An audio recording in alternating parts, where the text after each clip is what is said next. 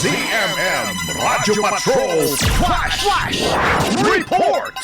Senador Jinggoy Estrada, dating Senador Bong Revilla at dating DPWH Secretary Manuel Bonoan ipinasasabina ng DOJ. Narito ang balitang kumpirmado sigurado mula sa DOJ, si Radyo Patrol Steve Raz. Go ahead, Steve.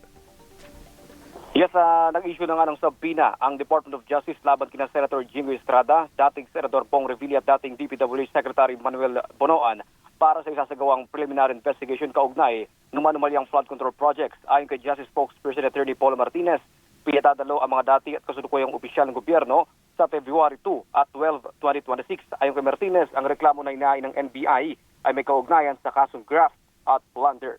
Yan ang balitang kumpirmado. Sigurado, ito ang Radyo Patrol, Steve Raz, DZMM. Maraming salamat, Steve Raz.